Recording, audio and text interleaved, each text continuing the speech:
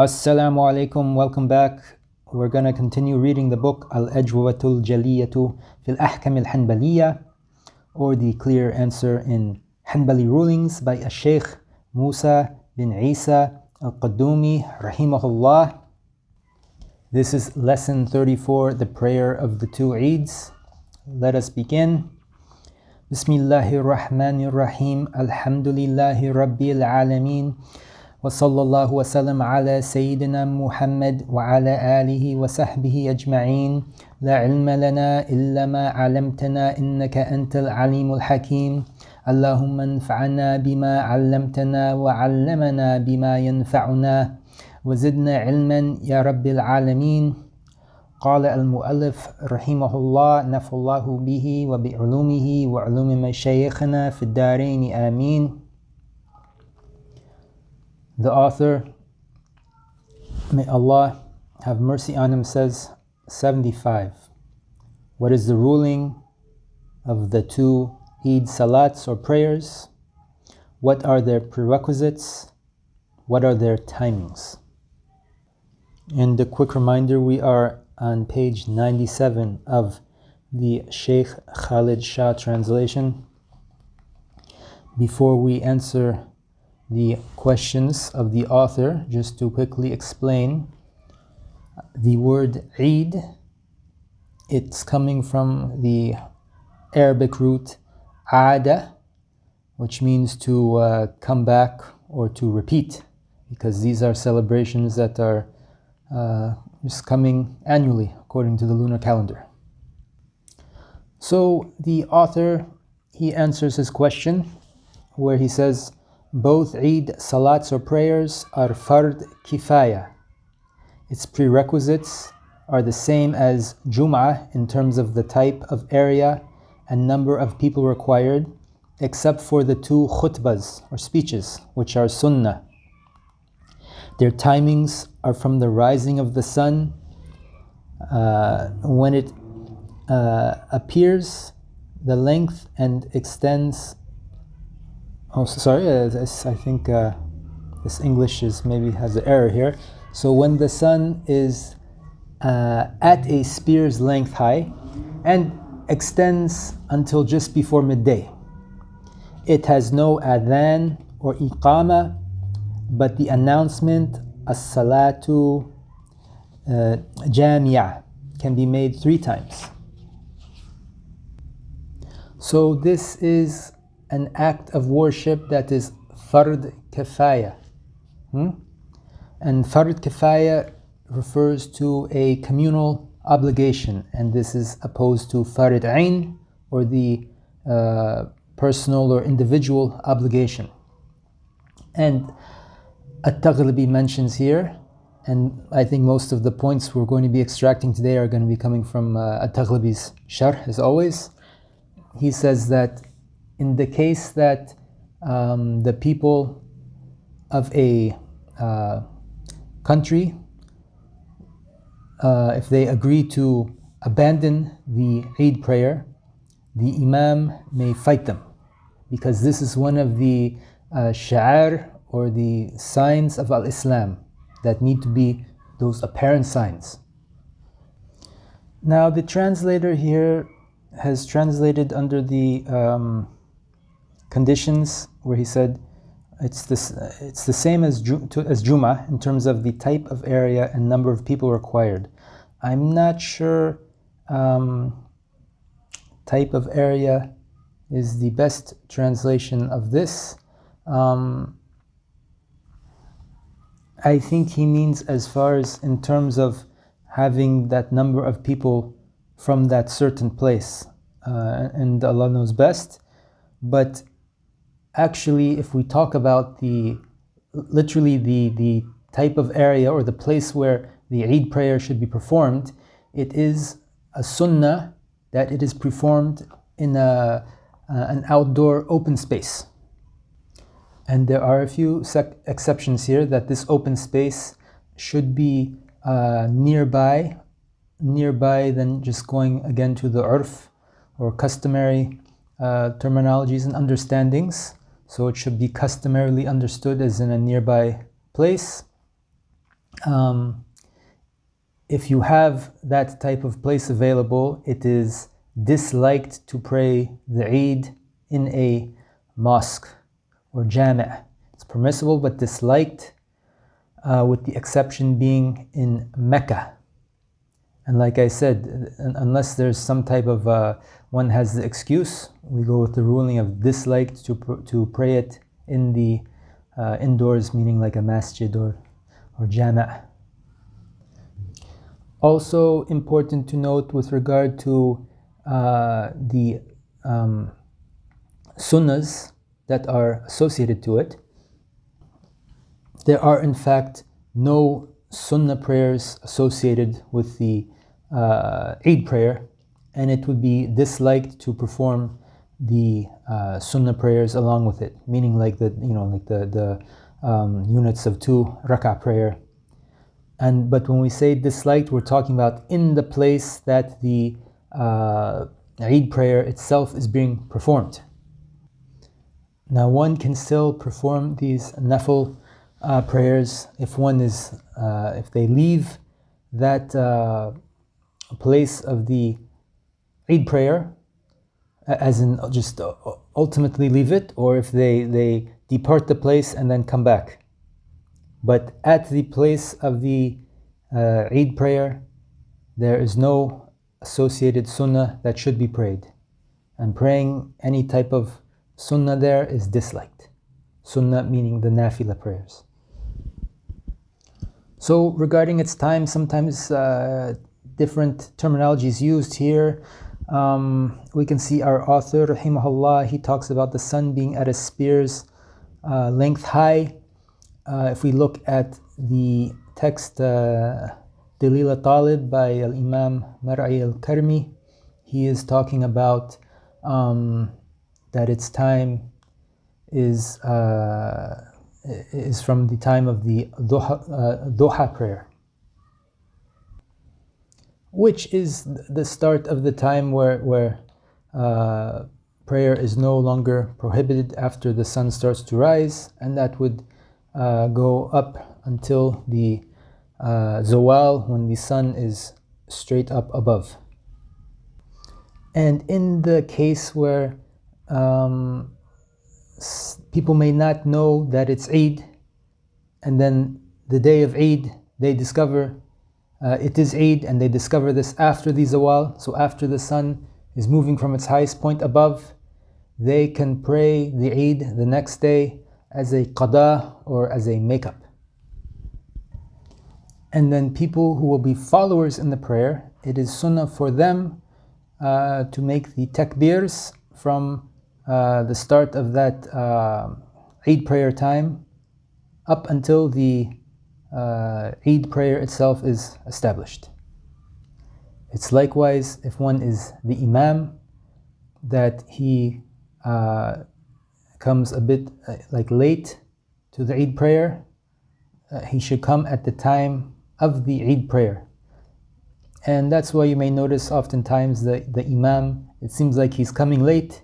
He's not doing that to show off for something else, but this is the sunnah that he himself delays and comes right at the time of the prayer itself. And another sunnah is that for people who are going to the Eid prayer, it is a sunnah that they take 2 different routes as far as going and coming back. It's not haram to go and come back the same way, but one should try to change his route if possible. And this is the same as the Jum'ah prayer. We will take a few other sunnahs. I don't think they are mentioned in this Daleel a-Talib or its Sharh. But anyways, if we look at Muntaha al-Iradat, its Sharh by al-Buhooti, it's also a sunnah to make a ghusl, or the ritual bath for purification. One should make this at the day of the Eid. So I think last time, the last dars, we were explaining the difference between the day and night. So basically, according to the Sharia, a new day is starting after Maghrib. So for example, what we would consider like the sundown of Thursday, after the sundown of Thursday night, it would then, according to Sharia, be Friday, and we would call this the night of Friday, the Friday night. Whereas once the sun comes up, this is the day of Friday. So the day of the Eid, not the night before, it is sunnah to do ghusl. And in the case that one did the ghusl at the night before, it would not count. It is also sunnah that one should be generous with the family on this day, because it's a day of happiness. And it's also sunnah to pay sadaqah, once again in the day of Eid. It's day. And giving sadaqah in this context means that one is basically replying to the request of the poor people. So if they're requesting for a donation, it is then sunnah to give it to them. And I forget, I think this or part of it is also mentioned in Sharh al-Muntaha, but we can see it in other books. But it's also sunnah that one goes in his best condition, meaning looking as best as he can, and that he also have some type of perfume or good scent on him.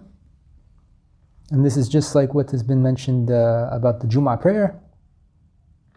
When we say his best condition, he should be taking care of himself. His hair should be nice, he should be clean, his clothes should be clean, etc. The exception would be for the person who's doing i'tikaf. If he was doing i'tikaf, he would just be attending the Eid prayer in his clothes that he was performing the i'tikaf in. Now, one interesting thing about this book is, if we go to the last thing that we mentioned, what the author said, it has no adhan or iqama, but the announcement as-salatu jami'a can be made 3 times. This is something that I don't believe is in Daleel a-Talib, nor its Sharh by a-Taghlabi, nor Sharh Muntaha al-Iradat, but this is mentioned in the book al-Mustaw'ib, which we sometimes reference in our dars here. So I'm not an expert in this book, but I have a feeling that the author, rahimahullah, he was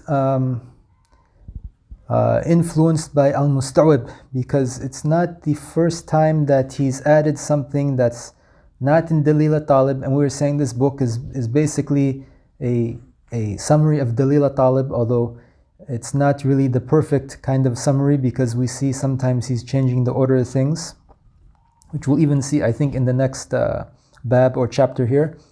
But if you recall, when we were studying al-wudu, he added, the author rahimahullah, in the sunnahs after wudu to read Surah al-Qadr, and this is not mentioned in Daleel a-Talib, nor in, I believe, the other books of the later authors like Muntaha al-Iradat, but it is mentioned in al-Mustaw'ib. And this also about announcing the prayer or calling to the prayer with as-salatu jami'ah is mentioned in al-Mustaw'ib, although Samari, he doesn't mention about saying it 3 times, but it's ajib that he mentioned it here, and this is just kind of a fiqh benefit. I think probably you don't hear this, but if you hear it, don't deny it or condemn it, and Allah knows best. Okay, now let's go to the next question, 76. What is the description of Salat al-Eid? And the author replies, Salat al-Eid consists of 2 rak'ahs.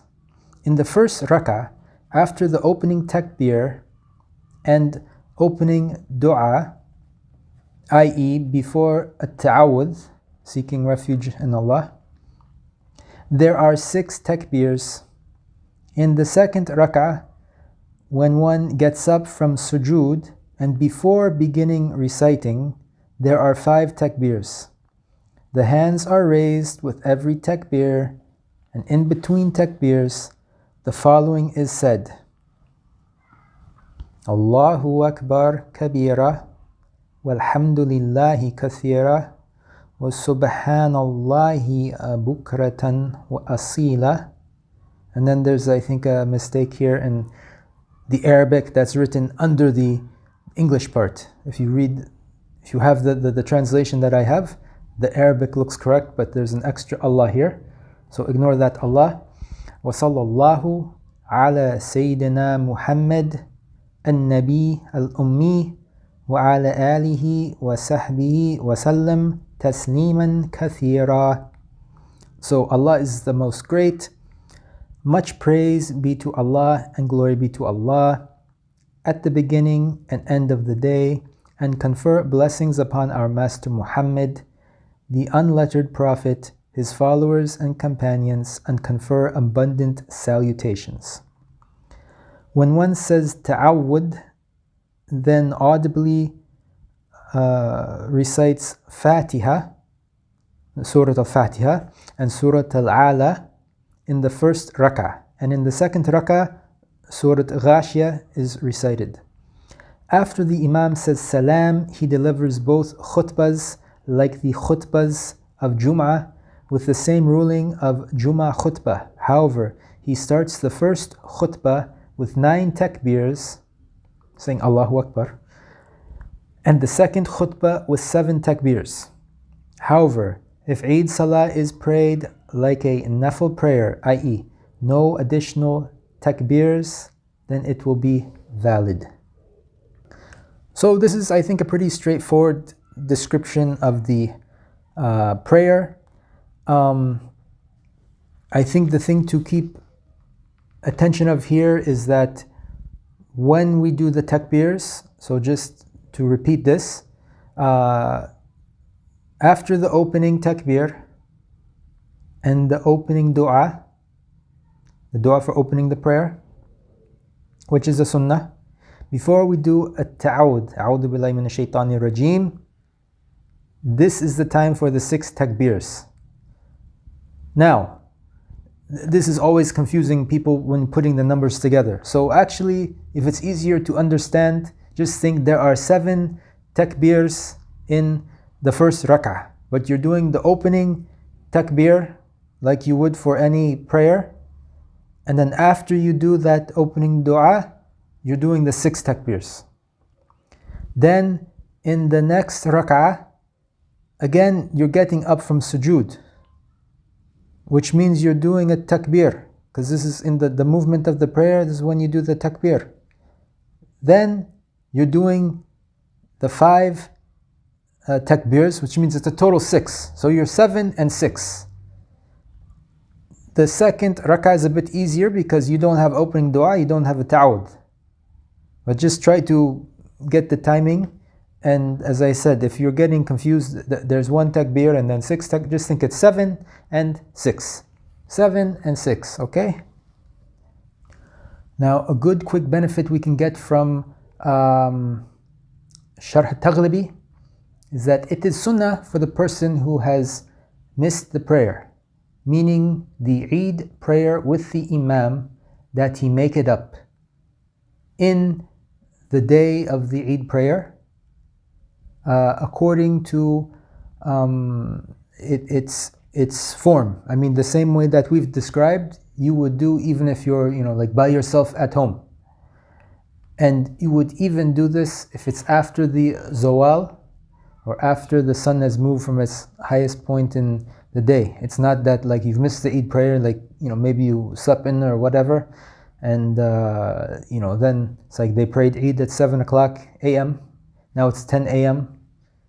No, it's not like you have to do it before the Zawal. Even after Zawal at 3 o'clock, you can do it. Allah knows best. And we continue with the book. Question 77. What are restricted and unrestricted takbirs?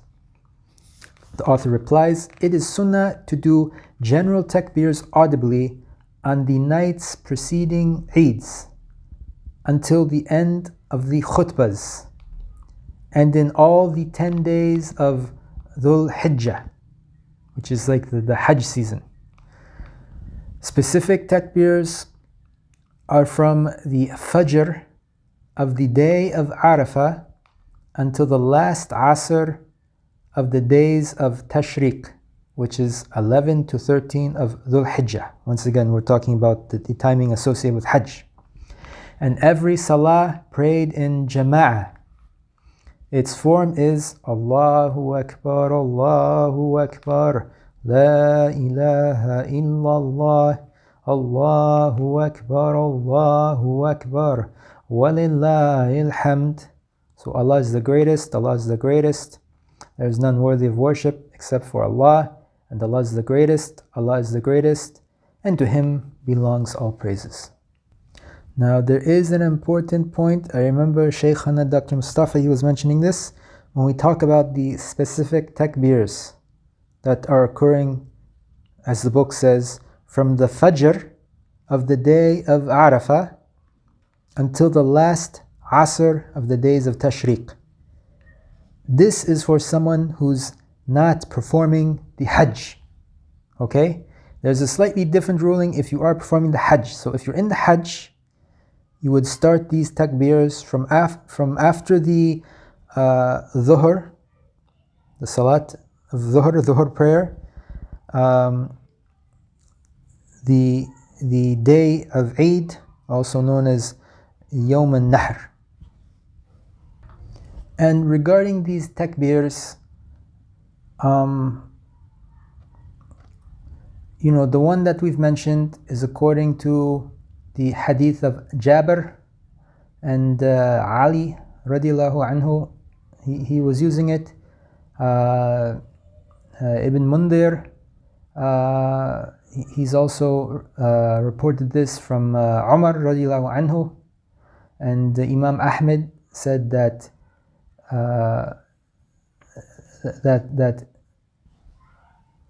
his choice in the takbir is the takbir of Ibn Mas'ud, which is this version. Here I'm just summarizing what is in Sharh al-Muntaha. This is all mentioned in Sharh al-Muntaha. This isn't in Sharh al-Muntaha what I'm about to say now, but I mean, you might hear other versions of this takbir, and there are some longer versions, and these are also acceptable. Maybe we wouldn't consider them to be as authentic as narrations, but those would be allowable, and we shouldn't go against it if people are doing it. And then it's also mentioned in Sharh al-Muntaha that there is no problem with one saying, meaning the person who's performed the Eid prayer, to another one of the people who performed the Eid prayer, Taqabbalallahu minna wa minkum. And this was mentioned by Imam Ahmed, and said there's no problem in it. And the people of Asham have narrated this from Abi Amama and Wathila bin Asqa, according to what's in Sharh al-Muntaha, and Allah knows best. We'll stop here. We'll have another dars coming. I think it will be a bit of a short one, but we're going to be covering the udhiyah, or the slaughter, the prohibited times of the prayer, and some additional benefits on rulings of the handling or reading the Quran, inshallah ta'ala. So as always, please don't forget us in your dua. And we ask Allah subhanahu wa ta'ala that what we're studying be of benefit and bring us closer to Him, inshallah. Alhamdulillahi Rabbil Alameen. Wa sallallahu wa sallam ala Sayyidina Muhammad wa ala alihi wa sahbihi ajma'een.